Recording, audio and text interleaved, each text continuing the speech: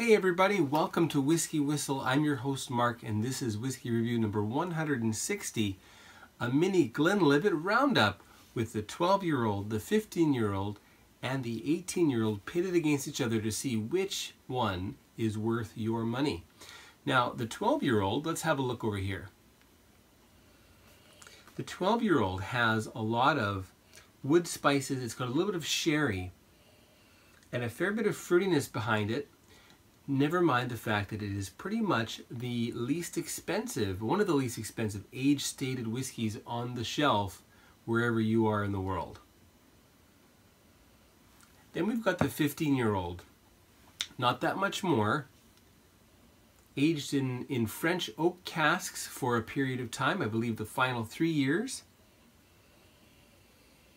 And this brings a certain spice to it that you just don't get in the 12-year-old.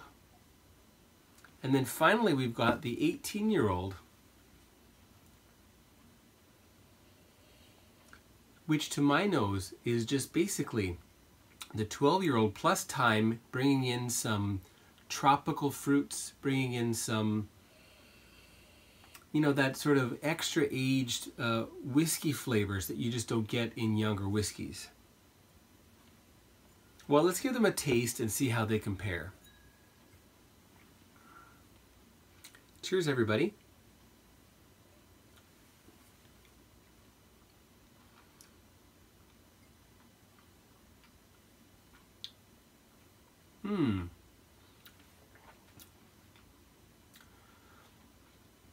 Coming back to this after a period of time of not having it, you know, I had two of these that I bought on the airplane, great price, and went through them pretty quickly, saved myself just enough in a little, well, makeshift decanter. You know, you got to do what you got to do. If you don't have a bottle handy, this is a good way. You can squeeze out the extra air from it. Coming back to this after a good year,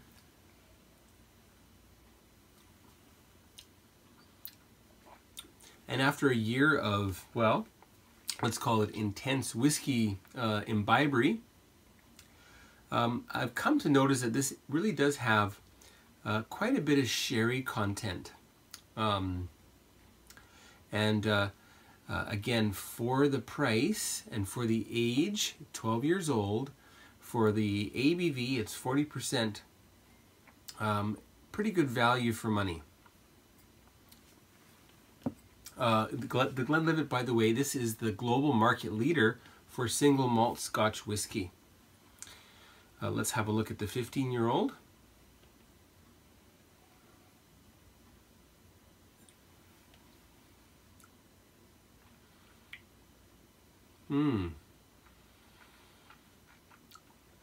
I love the spices this brings in. There's something nutmeggy about it. There's a nuttiness to it. Very nice.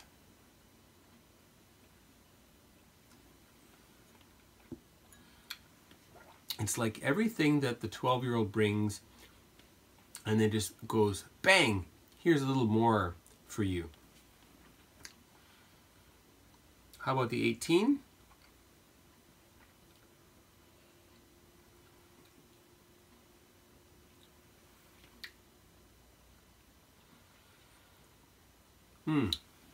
Now I should say this is 43% ABV, so you're getting a little more than either the 12 or the 15. More whiskey per ounce, less water added.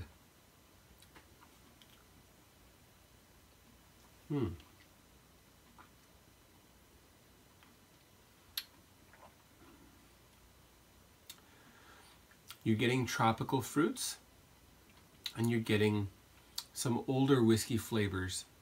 There's a little bit of peat. I notice more peat in this than the other two. Interesting. I also notice some, let's call it, I think I mentioned before, that's kind of like old books, an old bookstore. And you just don't get that in younger whiskey.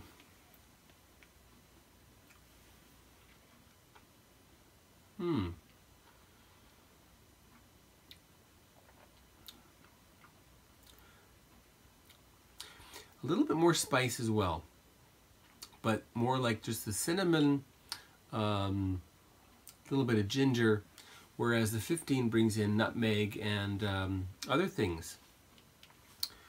Anyway, so these three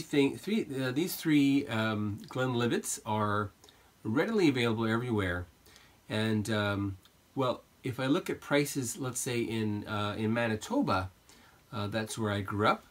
The 12-year-old, I believe, is about 75, and the 15, let's say, about 95, and then the 18 goes up to about $120 or thereabouts.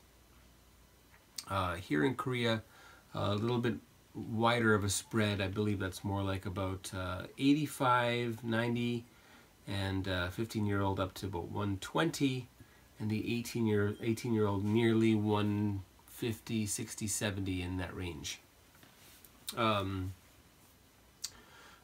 So which do I prefer? I think that for the money, if I was going to go just by the dollars, I'd probably go for the 15-year-old.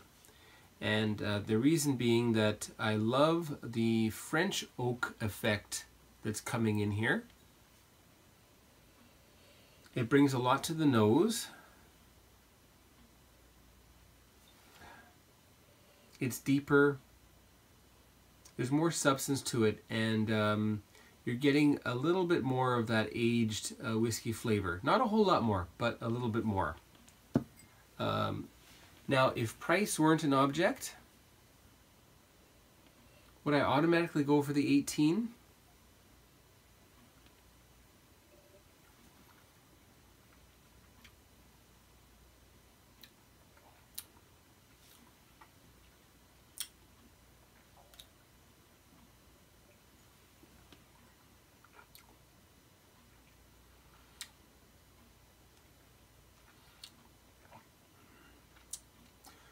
Well,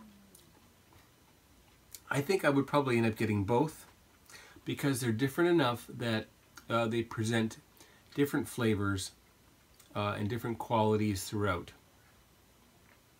There's a lot of pepperiness in this 18-year-old, and that's quite interesting. It's got that little hint of peat, not much. Now mind, this is definitely not a peated whiskey, but the Glenlivet is slightly peated when they malt the barley, and I don't really get that in the 15. That could be just a batch, a variance. Maybe they intentionally did that. It could be the casking, but I do notice a little more of that slight little hint of peat going on there, with a bit of licorice and so on. Whereas this one is just straight up smoothness. Nuts, macadamia nuts even. Something like nutmeg in there.